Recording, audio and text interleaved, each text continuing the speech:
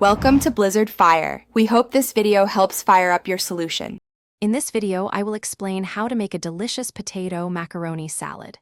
First, gather all your ingredients, including about 3 pounds of russet potatoes and 8 ounces of elbow macaroni.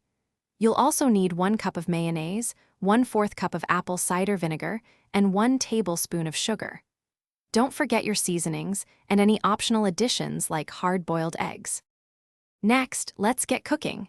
Peel and cut your potatoes into 1-inch cubes to ensure they cook evenly. Boil them in salted water for about 5 to 10 minutes until they are fork tender. In a separate pot, cook 8 ounces of elbow macaroni until it's al dente. Once both are cooked, drain them well. Toss the warm potatoes with 2 tablespoons of apple cider vinegar. This helps them absorb the tangy flavor. Now for the heart of the salad, the dressing. In a large bowl, combine 1 cup of mayonnaise with 1/4 cup of milk, whisking until smooth. Stir in 1 tablespoon of granulated sugar, along with salt and pepper to your liking. For extra flavor and texture, incorporate 2 tablespoons of grated onion and 1 grated carrot.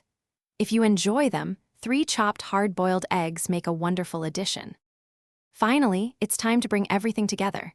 Gently combine your cooked potatoes and macaroni with the creamy dressing you just prepared. Make sure all the ingredients are evenly coated. This step is crucial for a well-balanced taste. Cover the salad and refrigerate it for at least 4 hours or even overnight to allow the flavors to meld beautifully. Serve it cold and enjoy your homemade potato macaroni salad. Thanks for watching. If you found this helpful, don't forget to like and subscribe.